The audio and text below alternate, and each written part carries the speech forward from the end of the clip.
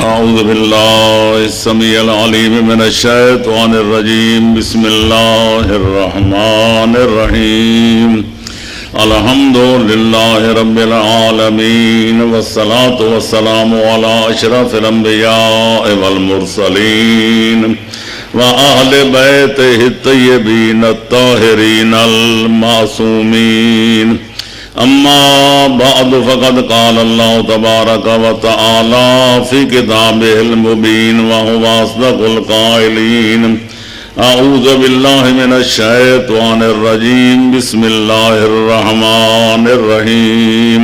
إن الدين عند الله الإسلام. وقال في مقام آخر ومن يبتغ غير الإسلام دينا فلن يقبل منه وهو في الآخرة من الخاسرين. صلوات پڑھیں محمد وعلى محمد. اللهم صل على وجل فرجهم.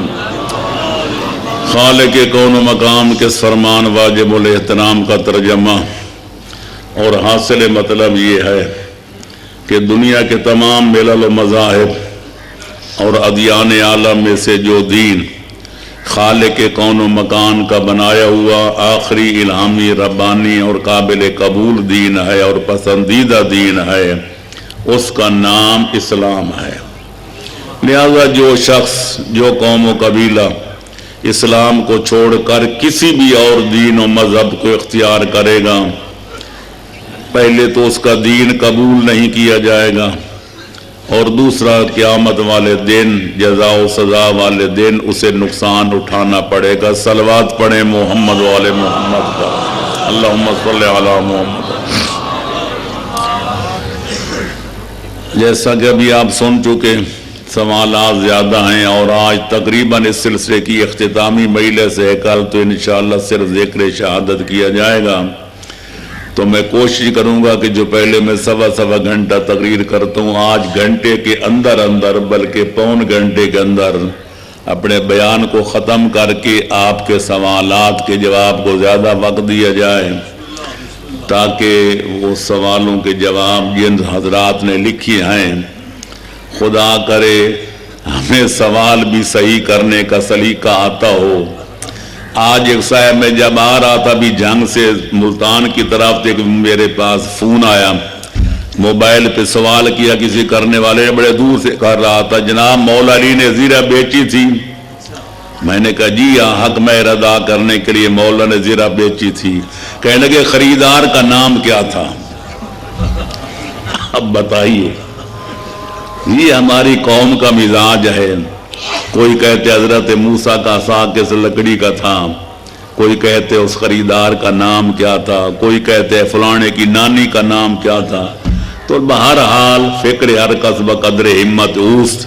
انشاءاللہ آپ کے سوالات معقول ہوں گے اور ان کے معقول جواب دینے کی کوشش کی جائے گی. میرے دوستو، عزیزو، بزرگو، جیسا کہ بار بار کہتا رہتا ہوں کہ اللہ کے انعامات اور احسانات انگنت ہیں. وَإِن تَعُدُّوا نِعْمَتَ اللَّهِ لَا تُحْصُوهَا. اس کی بے شمار نعمتیں، بے شمار انعامات، بے شمار احسانات، سارے ایک طرف ایک نعمت اسلام کا ہم شکریہ ادا کرنا چاہیں تو زندگی بھر ادا نہیں کر سکتے، کہ اس نے ہمیں دین اسلام کی معرفت عطا فرمائی، ہمارا نام مسلمان رکھا اور مسلمان خاندان کے اندر ہمیں پیدا کر کے اس کا چشم و چراغ بنایا. دنیا میں دین تو اور بھی بہت ہیں، اور ہر آدمی اپنے اپنے دین کی تعریف کرتا ہوا نظر آتا ہے، کیونکہ قانون قدرت اور آئین فطرت ہے کہ جس کے پاس جو کچھ ہوتا ہے وہ اسی پہ مطمئن ہوتا ہے. عاقل بعقل خود نازد و مجنون بجنون، کلو حزب بما لدیہم فارحون. عقل مند اپنی عقل پہ ناز کرتا ہے، وہ سینہ تان کے کہتے ہیں میرے جیسا کوئی عقل مند ہے تو آؤ لاؤ. احمق اپنی حماقت پہ فخر کرتے ہیں، میرے جیسا پورے ورلڈ میں کوئی احمق ہے تو اس کو پیش فرماؤ. احمق کو اپنی حماقت پہ فخر، عاقل کو اپنی عقل و دانش پہ فخر. تو لہذا کوئی اہل دین اور اہل مذہب اپنے مذہب کی توہین برداشت نہیں کرتا، اس میں کوئی کمی محسوس نہیں کرتا، بلکہ اس کے گن گاتا ہوا نظر آتا ہے. لیکن حقیقت یہ ہے کہ دین اسلام ہر لحاظ سے بے مثال دین ہے۔ عقائد کو دیکھا جائے تو عقائد میں بے مثال، معاملات اور عبادات میں دیکھا جائے تو بے مثال، نظریات میں دیکھا جائے تو بے مثال، طرز بود و ماند میں دیکھا جائے تو بے مثال، اس کے ذہن بر و رہنما ہیں تو وہ بے مثال، ان کے تعلیمات ہیں تو وہ بے مثال۔ اسی خالق اکبر کو لے لو، بڑے اختصار کے ساتھ میں چند چیزیں عرض کروں گا۔ دنیا میں ایسے لوگوں کی کمی نہیں جو اپنے ہاتھوں سے خود خدا بناتے ہیں، پھر مندروں میں سجاتے ہیں اور پھر ان کے بعد جا کر ہاتھ باندھ کر اے بھگوان یہ کرتے، اے بھگوان وہ کر۔ لیکن ہمارا خدا وہ ہے، اسلام کا خدا، اسلامی نقطہ نظر سے اللہ کا تصور یہ ہے کہ اللہ جو کائنات کا خالق بھی ہے، کائنات کا مالک بھی ہے، کائنات کا پالک بھی ہے، وہ بے مثل بھی ہے، بے مثال بھی ہے۔ انبیاء ہیں تو اس کی مخلوق، اولیاء ہیں تو اس کی مخلوق، عباد اللہ صالحین ہیں تو اس کی مخلوق، شہداء و صدیقین ہیں تو اس کی مخلوق۔ پوری بھری ہوئی کائنات میں اللہ جیسا کوئی اور نہیں ہے۔ جن کو لوگ خدا مانتے ہیں وہ لوہے کے ہیں تو لوہے کا خالق بھی خدا، اگر وہ لکڑی کے ہیں تو لکڑیوں کا خالق بھی خدا، اگر پتھروں کے بنے ہوئے ہیں تو پتھروں کا خالق بھی خدا، اور لوہے یا سونے چاندی کے ہیں تو ان دھاتوں کا خالق بھی خدا۔ یعنی میں کیوں نہ کہوں ہمارا خدا وہ ہے جو باقی دینوں کے خداؤں کا بھی خالق ہے۔ اللہم صلی علی محمد۔ لہذا ہماری توحید کو دیکھا جائے تو انبیاء و مرسلین بھی یہ کہتے ہوئے نظر آتے ہیں کہ لا یبلغ مدحتہ القائلون، اگر ساری کائنات مل کر اللہ کی مدح و ثنا کرنے لگ جائے ان کی زندگیوں کے چراغ بجھ جائیں گے، پر اللہ کے کمالات میں سے ایک کمال کا بھی وہ تذکرہ نہیں کر سکیں گے۔ سعدی نے آج سے 800 سال پہلے کہا تھا، اے برتر از خیال و قیاس و گمان و وہم، ورز ہرچے گفتہم و شنیدہم و خواندہم، دفتر تمام گشت و بپایاں رسید و عمر، ما ہم چنا در اول وصف تو ماندہم۔ اے وہ خالق کائنات جو ہمارے وہموں سے ماورا، ہماری عقلوں سے ماورا، ہمارے ذہن و ذکا سے ماورا، کہتے ہیں کہ ہماری زندگی گزر گئی، زندگی بیت گئی پڑھنے میں، پڑھانے میں، لکھنے میں، لکھانے میں، اور لیکن تیری ذات اتنی بلند و بالا ہے کہ تیرے صفات جلال و جمال میں سے ایک صفت کی حقیقت کو بھی نہ سمجھ سکے۔ اللہ اکبر، یا رسول اللہ، ماشاءاللہ یا علی۔ ہمارے نبی، خدا کے علاوہ تو خدا کوئی نہیں، لیکن یہ تو ہم نہیں کہہ سکتے ہمارے نبی کے علاوہ نبی کوئی نہیں۔ مشہور یہ ہے امت مسلمہ میں، اگرچہ تھوڑا سا اختلاف ہے تعداد میں، لیکن مشہور بین الفریقین یہ ہے کہ خالق اکبر نے کائنات کی ہدایت کے لیے، ان کو سیدھے راستے پہ چلانے کے لیے، جنت اور جہنم کا راستہ دکھانے کے لیے، حق و باطل ذہن نشین کرانے کے لیے ایک دو نہیں بلکہ 1,24,000 پیغمبر بھیجے۔ ہم سب کو واجب الاحترام جانتے ہیں، واجب الاتباع جانتے ہیں، واجب التعظیم جانتے ہیں۔ ہم یہود و نصارہ کی طرح نہیں کہ یہودی کہتے حضرت موسیٰ کو چھوڑ کر باقی نبیوں کو چاہو گالیاں دو، چاہو ان کے کارٹون بناؤ، تمہیں چھٹی۔ عیسائیوں کے ملک میں جاؤ، وہ کہتے حضرت عیسیٰ کو کچھ نہ کہو، باقی بے شک نبیوں کے کارٹون بناؤ، ان کی توہین کرو، ان کو گالیاں بکو۔ لیکن اسلام کا یہ تر امتیاز ہے کہ اسلام اگرچہ پیغمبر خاتم کی نبوت کا پرچار کرتا ہے، ہم پیغمبر خاتم کی امتی ہیں، لیکن ہمارا ایمان ہے جو آدم سے لے کر عیسیٰ تک کسی ایک نبی کی آدھے جملے سے توہین کرے اس کا اسلام میں اس کے لیے کوئی گنجائش نہیں ہے۔ اللہ اکبر،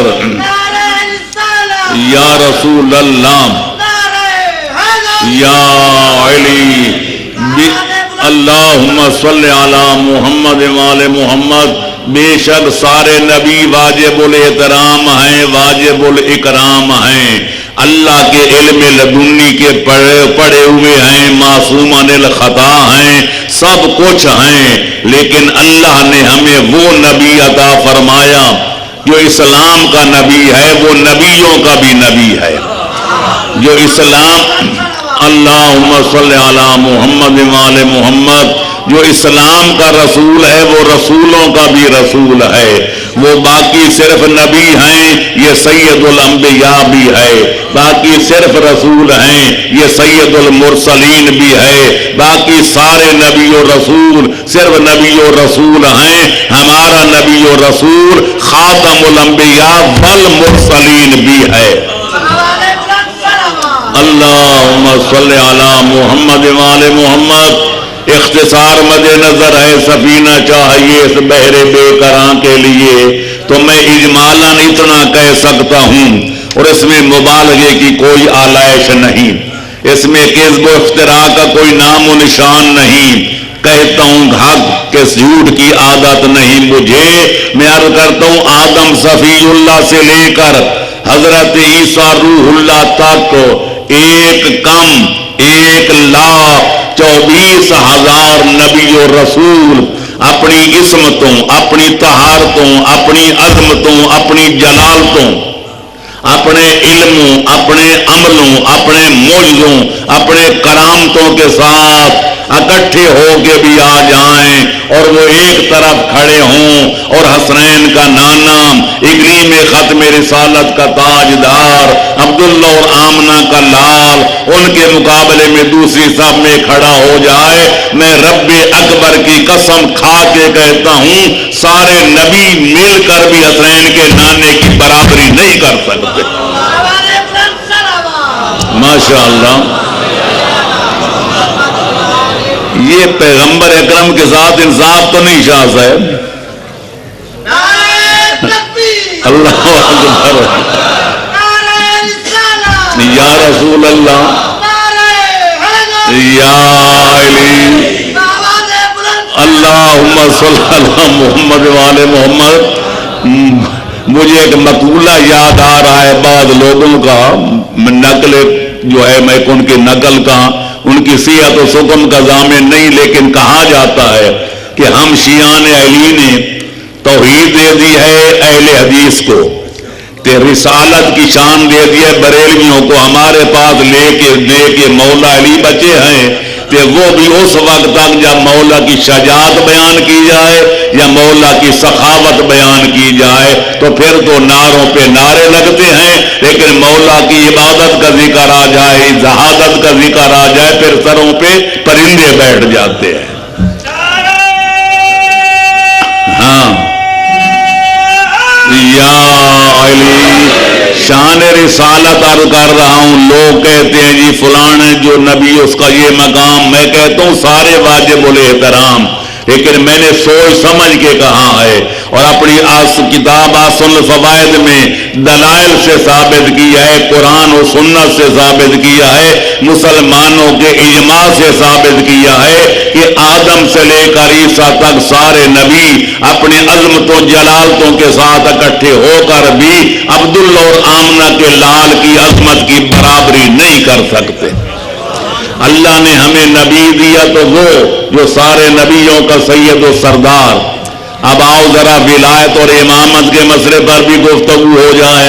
میں مانتا ہوں ہمارے بھائیوں کے سینکڑوں نہیں لاکھوں ولی ہیں، لہذا ہم کسی پر اعتراض کرتے ہیں نہ ایراد کرتے ہیں، نہ کوئی زبان اعتراض کھولتے ہیں، اور لہذا جس کو ولی مانتے اس کو اپنا ولی مبارک ہر قوم راست راہ دینی ہو قبلہ گاہ، ہر قوم کا ایک رہبر ہوتا ہے، ہر قوم کا رہنما ہوتا ہے، ہر قوم کا ایک پیشوا ہوتا ہے، ہر قوم کا قبلہ ہوتا ہے، کسی کو کسی پر اعتراض کرنے کا حق کیا ہے؟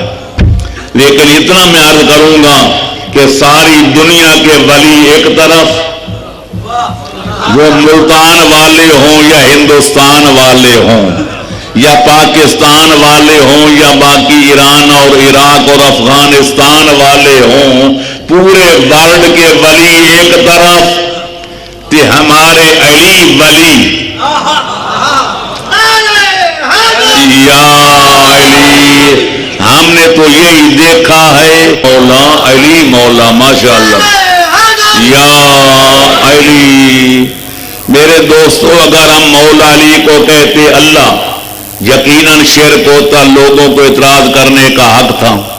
اگر ہم خاتم الانبیاء کے آ جانے کے بعد مولا علی کو نبی و رسول کہتے، ہمیں منکر ختم رسالت کہا جاتا، ان کا اعتراض صحیح ہوتا، لیکن ہمیں خود اتنا حفظ مراتب کا خیال ہے کہ ہم مولا علی ہوں یا باقی ائمہ طاہرین، ہم نہ کسی کو اللہ کہتے ہیں نہ کسی کو نبی و رسول کہتے ہیں، کیونکہ ہمارا اپنا عقیدہ ہے لا الہ الا اللہ، اللہ صرف ایک ہے جس کا کوئی شریک نہیں، محمد الرسول اللہ۔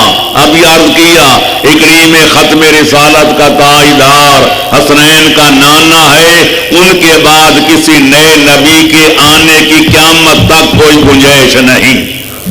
ہم پھر کیا کہتے ہیں؟ مولا علی کے بارے میں کیا عقیدہ رکھتے ہیں؟ ہمارے بچے بھی مانتے ہیں، بوڑھے بھی، مرد بھی، عورتیں بھی، کلمہ بھی گواہ، مروجہ اذان بھی گواہ، ہماری تلقین بھی گواہ، ہماری ہر چیز گواہ ہے کہ ہم مولا علی کو اللہ نہیں کہتے، اللہ کا ولی کہتے ہیں، ہم علی کو نبی نہیں کہتے، آخری نبی کا بلا فصل وصی کہتے ہیں۔ یا علی لا الہ الا اللہ محمد الرسول اللہ علی ولی اللہ۔ علی اللہ نہیں، نبی بھی نہیں، پر اللہ کے ولی ہیں جس میں کوئی شک نہیں، اور پیغمبر خاتم کے بلا فصل وسیع ہیں جس میں شبہ کوئی نہیں۔ اللہ مرکز کائنات اور مرکز تک پہنچنے کا وسیلہ علی اور اولاد علی ہیں جس میں کسی شک کرنے کی کوئی گنجائش نہیں۔ یا علی۔ اور اگر پھر بھی کوئی کہتا ہے جی نہیں ہمارے ولی بڑے ہیں تو ہمارے بڑے ہیں، میں اتنا عرض کروں گا کہ ذرا کتابیں پڑھ سکتے ہو تو خود پڑھو، نہیں پڑھ سکتے تو علماء سے جا کر پوچھو، لیکن شرط یہ ہے کہ تنہائی میں پوچھنا، لوگوں کے سامنے نہ پوچھنا، ایک شرط۔ دوسری شرط یہ ہے کہ اگر وہ کوئی یوں یاں کرنا چاہیں تو قرآن بھی ساتھ لے جانا اور مولانا سے کہنا یہ قرآن کا واسطہ سچ بتا، یہ ہماری کتابوں میں ہے کیا؟ علامہ قاضی ثناء اللہ پانی پتی نے اپنی تفسیر مظہری کے جلد نمبر 2 صفحہ 119 کی آخری سطر اور صفحہ 120 کی پہلی سطر مطبوعہ کانپور انڈیا کے اندر یہ اقرار کیا ہے کہ ما بالغ احد درجۃ الاولیاء من الامم السابقۃ الا بتوسل روح علی ابن ابی طالب کرم اللہ تعالی وجہہ۔ کہتے آدم سے لے کر اس صدی تک کوئی ولی اس وقت تک ولی نہیں بنا جب تک ولی بننے والے نے، ولایت کے امیدوار نے اپنے اور اپنے پروردگار کے درمیان حسنین کے بابے علی ولی کی ولایت کا واسطہ دیا نہیں ہے۔ یا علی یا علی ماشاءاللہ۔ اب بتاؤ عوام کیا کہتے ہیں، علماء کیا کہتے ہیں، عوام الناس کیا کہتے ہیں؟ محققین اسلام کیا کہتے ہیں، تو پتہ چلا کہ علی صرف ولی ہی نہیں، یہ شاہ اولیاء بھی ہیں۔ کہتے ہیں خلافت را کسے باید کے شاہ اولیاء باشد، بزہد و عصمت و دانش مثال انبیاء باشد۔ پیغمبر کی مسند پر وہ بیٹھ سکتے جو شاہ ولایت ہو، جو سارے اولیاؤں کا سردار ہو۔ علم کو دیکھا جائے، عصمت کو دیکھا جائے، زہد و تقوی کو دیکھا جائے، دانش و بینش کو دیکھا جائے تو انبیاء کی نظیر نظر آئے۔ صلوات پڑھو محمد و آل محمد پر۔ تو لہذا ہمارا اللہ ہے تو بے مثال، ہمارا نبی ہے تو نبیوں میں بے مثال، میں کیوں نہ کہوں ہمارا ولی ہے تو کائنات کے ولیوں میں بے مثال، اور ہمارا وسیع مصطفیٰ ہے تو کائنات کے سارے نبیوں کے وسیعوں میں سب سے بے نظیر اور بے مثال۔ اب آگے بڑھو، اسلام کی تیسری چیز، چوتھی کیا ہے؟ توحید، رسالت، امامت آ گئی۔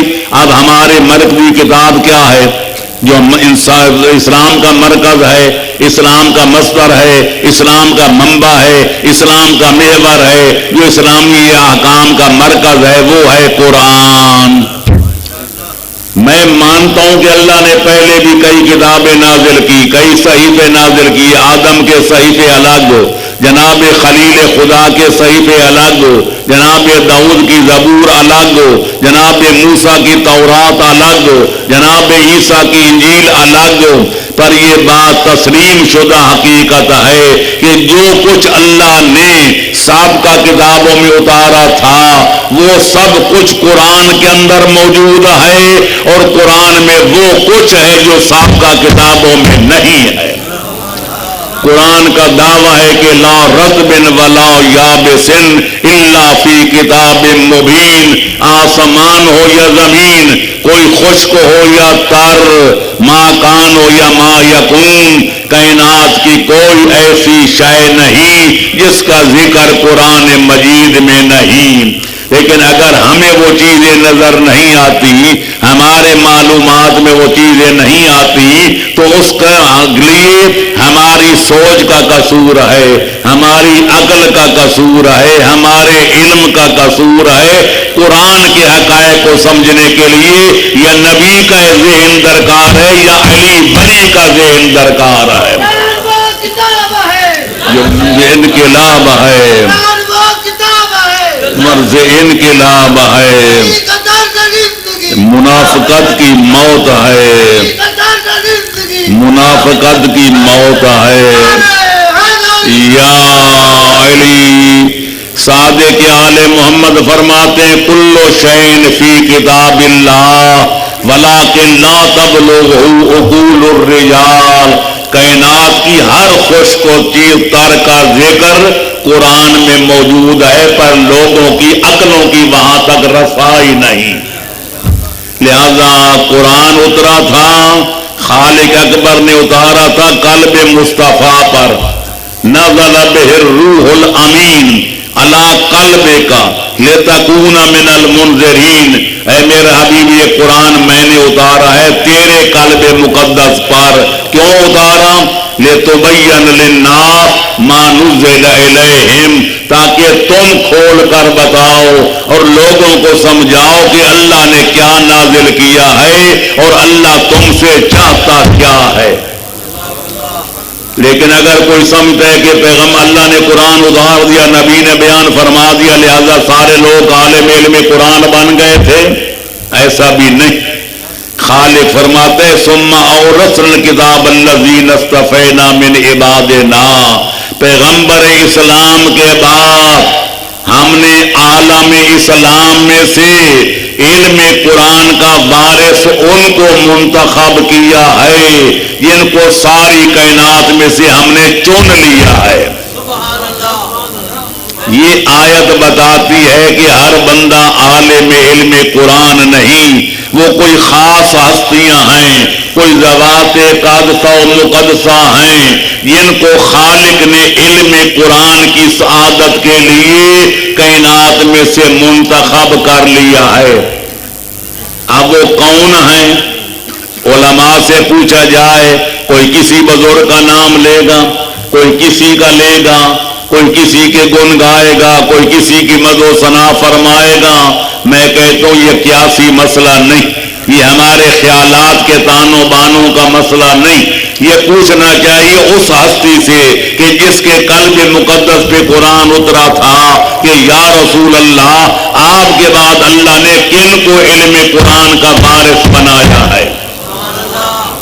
اگر آپ کو پیغمبر کا فیصلہ منظور ہے، اور یقیناً کسی مسلمان کو اختلاف کرنے کی کوئی گنجائش نہیں، جو خدا کا فیصلہ نہ مانے یا مصطفیٰ کا فیصلہ تسلیم نہ کرے وہ مسلمان کہلانے کا روادار نہیں۔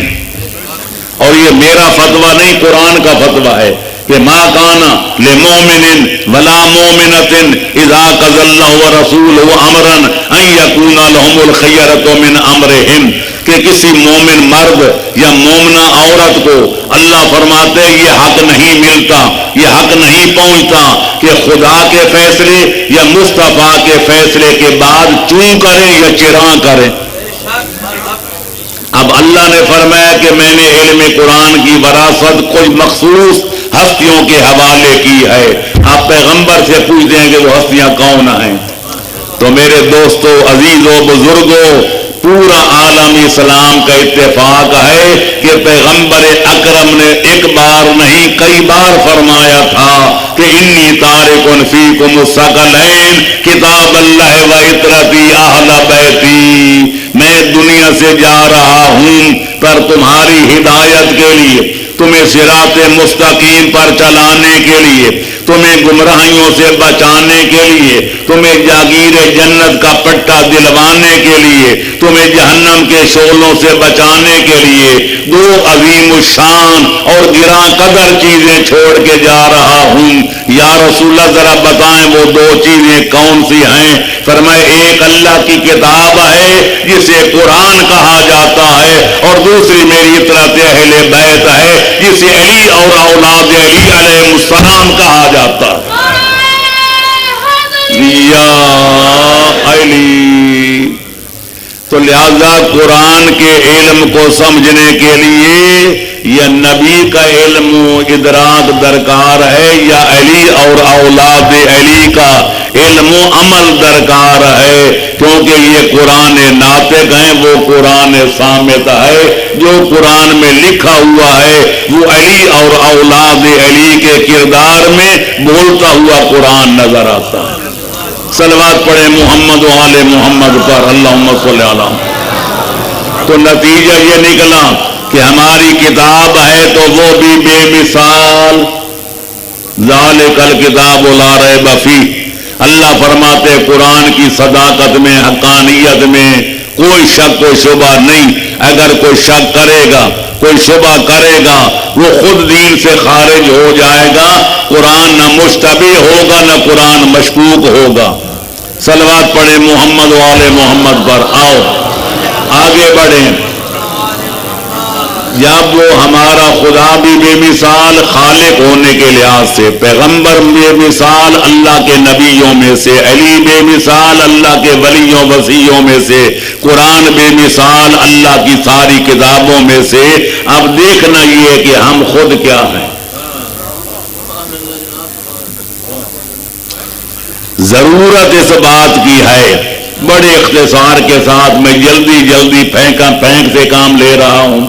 اگر ان باتوں کو ذرا بیان کیا جائے ٹھہر کے، پھیلا کے، تو پھر اس کے لیے کئی بحثیں درکار ہیں، لیکن آج چونکہ جلدی بھی ہے کہ جاکے گھنٹے کے اندر بیان ختم کر کے سوالوں کے جواب دیے جائیں، تو میں اتنا عرض کروں گا میرے دوستو، چاہیے تو یہ تھا جب اللہ بے مثال ہے تو ہم بندے بھی ایسے ہوتے کہ ہماری مثال بھی گھٹ ملتی۔ جب ہمارا نبی نبیوں میں بے مثال ہے تو پھر چاہیے تھا باقی امتوں میں سے ہم پیغمبر خاتم کی امت والے بھی ایسے ہوتے کہ سابقہ امتوں میں ہمارے کردار کی مثال نہ ملتی۔ جب علی جیسا ولی کوئی نہیں، علی جیسا امام کوئی نہیں، تو ضرورت تو اس چیز کی تھی کہ غلاموں کا کردار بھی ایسا ہوتا کہ جب ہم کہتے ہمارے امام جیسا امام کوئی نہیں تو والی نجف بھی چند قدم آگے بڑھا کے ہمیں ہاتھ پھیلا کے گلے لگا کے فرماتے میرے جیسا امام کوئی نہیں، تم جیسا شریف غلام کوئی نہیں۔ یا علی، قرآن جیسی کتاب کوئی نہیں چاہیے تو یہ تھا کہ قرآن بھی کہتا میرے قاریوں جیسا قاری یہ کتاب کوئی نہیں، اسلام جیسا دین کوئی نہیں، تو پھر چاہیے تو یہ تھا زبان حال سے اسلام بھی کہتا میرے جیسا دین کوئی نہیں، کہ مسلمانوں جیسا پھر کائنات میں شریف انسان کوئی نہیں۔ لیکن کمی ہے، اسی بات کی کمی ہے، اللہ کرے ہماری یہ کمی دوری ہو جائے، پھر دیکھو اسلام پھیلتا ہے یا نہیں، آل محمد کا مذہب پھیلتا ہے یا نہیں، پھر دیکھو کہ کافر مسلمان بنتے ہیں یا نہیں، پھر دیکھو منکران علی علی کے دروازے پہ جھکتے ہیں یا نہیں۔ عمل سے زندگی بنتی ہے، جنت بھی جہنم بھی، یہ خاکی اپنی فطرت میں نہ نوری ہے نہ ناری ہے۔ اللہم صلی علی محمد وآل محمد۔ وقت ہوتا تو میں عرض کرتا اللہ کا اچھا بندہ بننا ہو تو کیا کرنا پڑتا ہے، نبی خاتم کا اچھا امتی بن کے زندہ رہنا چاہیں تو پھر کیا کرنا پڑتا ہے، کہ علی اور اولاد علی کا اچھا غلام بن کے رہنا ہو تو پھر کیا کرنا پڑتا ہے، اور اگر قرآن کا اچھا قاری بن کے جینا مرنا ہو تو پھر کیا کرنا پڑتا ہے، اور اچھا مسلمان بن کے رہنا ہو تو پھر کیا کرنا پڑتا ہے۔ ان چیزوں کی وضاحت کے لیے تو محرم کا ایک اشرہ درکار ہے، لیکن میں کوشش کروں گا کہ 2-4 منٹ کے اندر خلاصے کا خلاصہ، خلاصے کے خلاصے کا خلاصہ، کیونکہ آج کل خلاصہ رٹنے کا دور ہے، پورا نصاب نہ کوئی پڑھتا ہے نہ پڑھاتا، صلوات پڑھے محمد و آل محمد پر، اللہم صلی علی محمد۔ انشاءاللہ وعدہ ہوا کبھی ان باتوں کی وضاحت کی جائے گی۔ اگر اللہ کا اچھا بندہ بننا ہے تو اللہ سے پوچھنا پڑے گا کہ یا اللہ کیا کریں، اگر پیغمبر خاتم کا اچھا امتی بن کے جینا ہے تو پیغمبر خاتم سے پوچھنا پڑے گا مولا یا رسول اللہ کیا کریں، اور آپ مولا علی کا اچھا غلام بننا ہے تو مولا علی سے پوچھنا پڑے گا مولا آپ کا اچھا غلام بننے کے لیے کیا کرنا پڑے گا، اور اگر قرآن کا اچھا قاری بننا ہے تو پھر قرآن سے پوچھنا پڑے گا، اور اگر اچھا مسلمان بن کے جینا ہے تو اسلام سے پوچھنا پڑے گا۔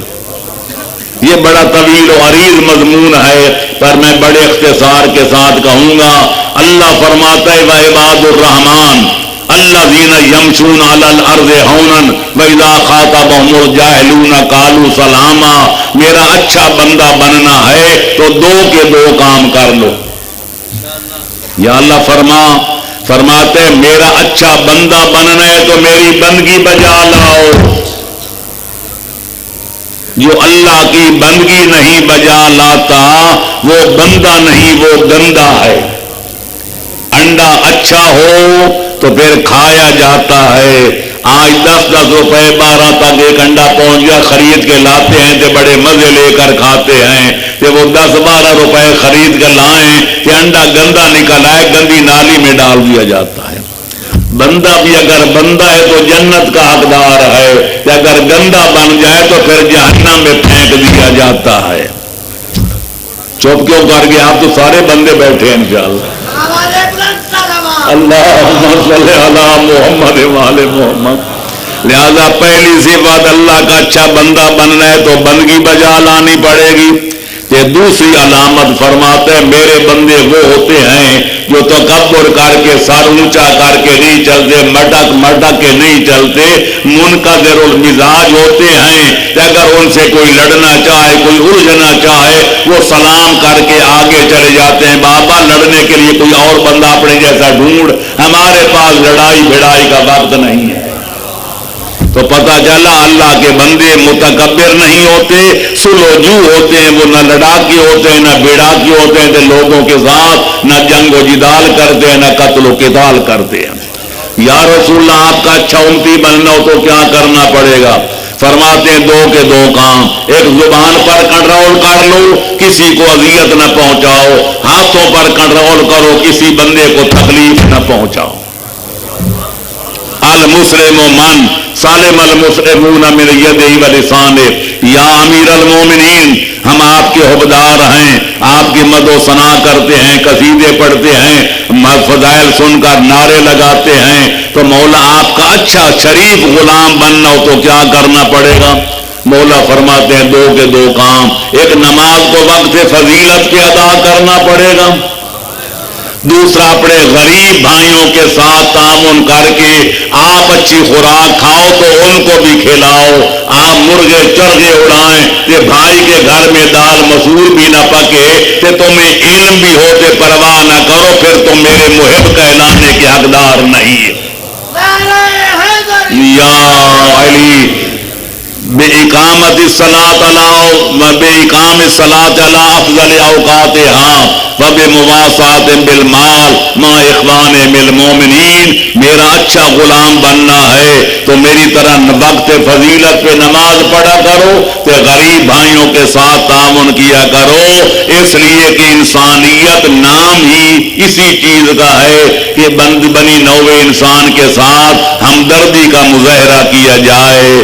حدیث باب رہے گی اچھی کتاب قرآن کا قاری بننا ہے تو اس کا طریقہ یہ ہے کہ جو کچھ قرآن کہے یہ کرو، آدمی وہ کام کرتا ہوا نظر آئے، کہ جن برے کاموں سے قرآن روکے اس سے قاری قرآن اپنے دامن کو بچاتا ہوا نظر آئے۔ مثال کے طور پر قرآن کہتے ہیں کونوا صادقین، سچوں کے ساتھ ہو جاؤ، تو قاری قرآن وہ ہے جو سچ کو ترک نہ کرے، کہ قرآن کہتے ہیں لعنت اللہ علی الکاذبین، جھوٹوں پہ خدا لعنت بھیجتا ہے تو کبھی جھوٹ کے قریب نہ جائے، یہ ہے اچھا قاری قرآن۔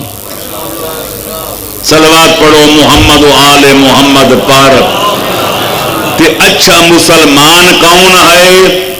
وہ خلاصے کے خلاصہ کے خلاصہ، اچھا مسلمان وہ ہے جو اسلام کو سمجھنا چاہے، اسلام پر عمل درآمد کرنا چاہے تو اسلام کے 14 ماڈلوں کو سامنے رکھے، نبی سے لے کر مہدی دین تک ان کی سیرت کو دیکھے، ان کے کردار کو دیکھے، ان کی روش کو دیکھے، رفتار کو دیکھے، اخلاق کو دیکھے، اطوار کو دیکھے، جو کچھ محمد و آل محمد کرتے ہوئے نظر آئیں وہ بھی کرتا ہوا نظر آئے، جس سے محمد و آل محمد اپنے دامن کو بچاتے ہوئے نظر آئیں یہ بھی بچانے کی کوشش کرے۔ انشاءاللہ یہ ایسا مثالی مسلمان بنے گا کہ قیامت تک اس کی کوئی نظیر نظر نہیں آئے گی۔ اللہم صلی علی محمد و آل محمد۔ بس اتنا کافی بھی ہے، وافی بھی ہے، اور انشاءاللہ کئی دلوں کی بیماریوں کے لیے شافی بھی ہے۔ صلوات پڑھو محمد و آل محمد پر۔ انا للہ و انا الیہ راجعون۔ کربلا والے ایک رات کے مہمان آج قیامت کی رات آ رہی ہے، شب عاشوراء۔ ہر بیوی کو پتا تھا کل میرا شوہر شہید ہو جائے گا، ماں کو پتا تھا میرا بیٹا شہید ہو جائے گا، بہن کو پتا تھا میرا بھائی شہید ہو جائے گا۔ کل کا دن جب طلوع ہوگا شہادتوں کا بازار گرم ہو جائے گا۔ یہ قیامت تک چیز یاد رہے گی جب تک امام کا ایک بھی ناصر و یار باغ زندہ رہا بنی ہاشم پر کوئی آنچ نہیں آئی، اور جب تک بنی ہاشم کا ایک جوان یا بچہ زندہ رہا دشمن خیام حسینی کی طرف بری نگاہ اٹھا کے دیکھنے کی جرات نہ کر سکے۔ لیکن وہ گھڑی تو قیامت کی گھڑی تھی، نہ اصغرے نہ اکبرے، نہ جناب عباس رہے، نہ جناب اصغر، نہ جناب اکبر، نہ جناب قاسم، سید الشہداء یکا تنا رہ گئے تھے۔ یہ تو میں کل عرض کروں گا، سارے پہلے یار و انصار شہید ہوئے، اس کے بعد بنی ہاشم میں سے پہلے شہید کا نام جناب علی اکبر ہے، جن کی شہادت کا میں نے تذکرہ کیا تھا۔ سب کے آخر میں دو حضرات بچ گئے، ایک سید الشہداء، دوسرے ابو الفضل العباس۔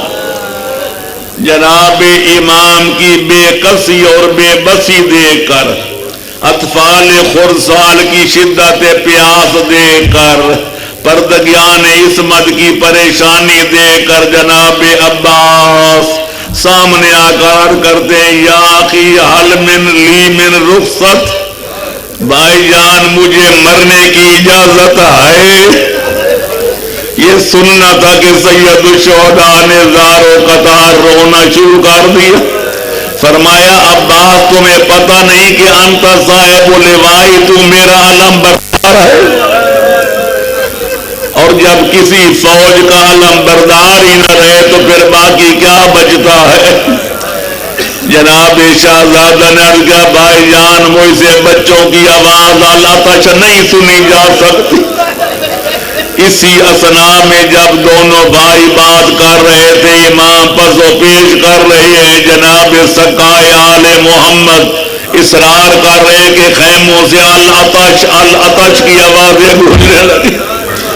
امام عالی مقام نے جب یہ آوازیں سنی تو فرمایا اچھا عباس، اب بھی اجازت نہیں دی کہ جا کے لڑو اور ان کو مارو۔ فرماتے ہاں اگر جانا چاہتے ہو تو فَاطْلُبْ لِهَٰؤُلَاءِ الْأَطْفَالِ قَلِيلًا مِّنَ الْمَاءِ، عباس جاؤ اور ان بچوں کے لیے کوئی پانی کا انتظام کرو۔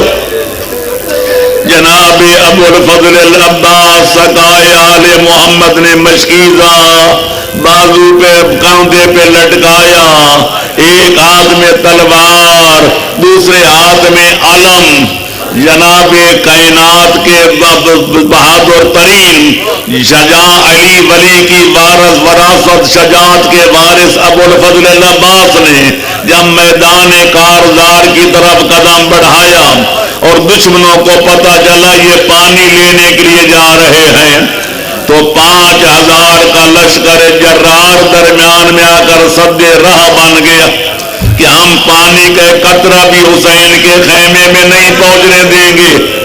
جناب عباس تیری شجاعت پہ کائنات قربان کہ جناب سرکار وفا نے تلوار ہاتھ میں لے کر بڑھ بڑھ کے جب حملے کرنا شروع کیے، پشتوں کے پشتے لگانا شروع کیے، تو 5000 میں سے کوئی قتل ہو گئے، کوئی واصل جہنم ہو گئے اور باقی راستہ چھوڑنے پر مجبور ہو گئے۔ جناب ابو الفضل نے گھوڑا دریائے فرات میں ڈال دیا، پہلے مشکیزہ بھرا، اپنے کاندھے پہ لٹکایا، اس کے بعد ایک پانی کا چلو بھرا۔ تاریخ اسلام کا یہ انوکھا واقعہ کہ جناب نے چاہا کہ وہ پانی پیے، لیکن ذکر عطش اخیہ الحسین و اہل بیت، جناب ابو الفضل کو اپنے بھائی اور سردار حسین کی پیاس یاد آ گئی، آل محمد کے بچوں کی پیاس یاد آ گئی، اور وہ پانی انڈیل دیا۔ کہا عباس یہ شان وفا کے خلاف ہے کہ حسین پیاسے ہوں، ان کے بچے اللہ تش کر رہے ہوں اور تم پانی پیو، لہذا پیاسے باہر نکل آئے۔ اب دائیں کاندھے پہ مشکیزہ، دائیں ہاتھ میں تلوار، بائیں ہاتھ میں علم، شہزادہ آگے بڑھ رہا تھا، 5000 کا لشکر جرار راستہ روکنے کی کوشش کر رہا تھا، لیکن شہزادہ بڑا ڈھاڑا دھڑ، کوئی گھوڑوں کی ٹاپوں سے، کوئی تلوار کے وار سے ناریوں کو واصل جہنم کرتا ہوا آگے بڑھ رہا تھا کہ ایک ملعون نے کمین گاہ میں چھپ کر جناب کے دائیں بازو پر ایسا وار کیا کہ جناب کا بازو کلائی سے کٹ کے زمین پہ گر گئے۔ شہزادے نے ہمت نہیں ہاری، جلدی سے مشکیزہ بائیں بازے کاندھے پہ لٹکایا، تلوار ہاتھ میں لی۔ یہ پہلا موقع ہے کہ جناب کا عباس کا علم زمین پہ گرا۔ اے کاش ہم موجود ہوتے تو سرکار وفا کا علم زمین پہ نہ کبھی گرتا۔ آج اسی حسرت میں تو لاکھوں لوگ علم اٹھا رہے ہیں اور اپنی حسرت مٹا رہے ہیں کہ کاش ہم کربلا کے میدان میں ہوتے تو سرکار وفا کا علم کبھی زمین بوس نہ ہوتا۔ شہزادہ پھر بھی باوجود ہے کہ بازو کٹ چکا، خون بہ چکا، لیکن شہزادہ پھر بھی حملوں پہ حملے کرتا ہوا آگے کی طرف بڑھ رہا تھا کہ ایک ملعون نے، اسی نے یا دوسرے نے ایک ایسا بھرپور وار کیا کہ ان کا بایاں بازو بھی کٹ کے زمین پہ گر گیا۔ بس بازو کا گرنا تھا کہ جناب نے جلدی سے مشکیزے کا دہانہ دانتوں میں دبایا، مشکیزے کو سینے سے لگایا اور گھوڑے پر جو تھے ذرا دراز ہو گئے تاکہ کسی طرح مشکیزہ خیام حسینی میں پہنچ جائے۔ لیکن اے عزاداران حسین، افسوس کے ساتھ عرض کرتا ہوں کہ ایک ملعون نے ایسا تیر نشانہ چباز کے مارا کہ پیوست ہو گیا، جا کر مشکیزے سے تیر کا لگنا تھا کہ پانی زمین پہ بہنے لگا۔ ادھر پانی بہ رہا تھا، ادھر عباس کا دل بیٹھ رہا تھا۔ سوچ رہے تھے میں سکینہ کو کیا جواب دوں گا، اطفال خرسال کو کیا جواب دوں گا، ان کو کیا منہ دکھاؤں گا۔ شہزادہ سوچ رہے تھے دو ہاتھ کٹ چکے، تلوار گر چکی، علم گر چکا، ایک ظالم نے ایسا آنی گر سر اقدس پہ لگایا، مارا یا سینے پہ لگایا کہ شہزادہ گھوڑے کی زین پہ نہ سنبھل سکا، زمین پر آئے۔ آپ کو پتہ ہے کہ جب آدمی اوپر سے نیچے گرتے تو ہاتھوں کا سہارا لیتا، لیکن شہزادے کے ہاتھ تو پہلے کٹ چکے تھے۔ میں نہیں سمجھ سکتا کہ کس طرح وہ زمین پہ گرے، ادھر زمین پہ گرے، ادھر آواز دی السلام علیکم یا ابا عبداللہ، بھائی جان میرا آخری سلام قبول ہو، میرا آخری سلام قبول ہو۔ جناب سید الشہداء کے کانوں میں جب عباس وفادار کے آخری سلام پہنچا، امام اپنے مرکز سے اٹھے، افتاء خیزاں وہاں پہنچے جناب جہاں 32 سال کا جوان قمر بنی ہاشم خاک و خون میں گلتار پڑا ہوا تھا۔ امام آئے اور اپنے آپ کو زمین پہ گرا دیا، بھائی کو گلے لگا کے فرمایا لان ان کا سر ظاہری وقلت ہیلتی، عباس میری کمر کا زور ختم ہو گیا، اب میری کمر ٹوٹ گئی اور سہارے ختم ہو گئے۔ مطلب یہ تھا اب پتہ چل گیا کہ میری بہنوں بیٹیوں کا پردہ نہیں بچا، اب یقین ہو گیا کہ کربلا میں میں بھی زندہ نہیں بچ سکتا۔ امام رو رہے ہیں، جناب عباس کا ماتم فرما رہے ہیں۔ اب علماء حیران ہیں کہ جناب عباس کی لاش اقدس کو امام خیموں میں کیوں نہ لے لے۔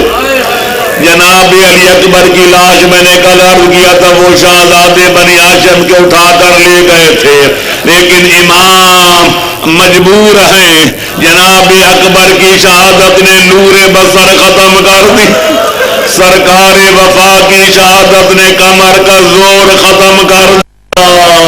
57 سال کی عمر، پھر 3 دن کی بھوک اور پیاس، شہزادے کو نہ اٹھا سکے، لہذا شہزادے کی لاش کو وہیں چھوڑا اور کوئی علم پہاڑ غم کا سر پہ اٹھا کر جب خیمے میں آئے تو امام کی آنکھیں نہیں سی، ساون کا بادل تھا، امام زارو قطار رو بھی رہے تھے اور دائیں بائیں دیکھ بھی رہے تھے کہ بیویاں ہلکا باندھ کے آ گئی کہ مولا آپ کی یہ حالت کیوں بنی ہے، عباس کو کیا حال ہے، عباس کا کیا ہوا؟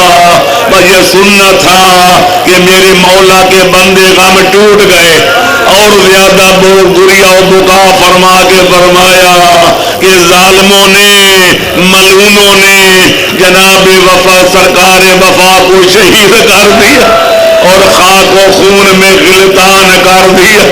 اب جناب زینب کو یقین ہو گیا کہ جب عباس نہیں رہا تو ہماری چادریں بھی نہیں بچ سکیں گی، عباس نہیں رہا تو پانی کا انتظام بھی نہیں ہو سکے گا، لہذا پردگیان عصمت و طہارت کے مجمع سے وہ نالہ و شیون کا شور بلند ہوا، وہ گریہ و بکا کی آوازیں بلند ہوئی، معلوم ہوتا تھا قیامت کا زلزلہ آ گیا ہے اور زمین کربلا توبالہ ہو رہی ہے۔ الا لعنت اللہ علی القوم الظالمین وسیعلم الذین ظلموا ای منقلب ینقلبون وآخر دعوانا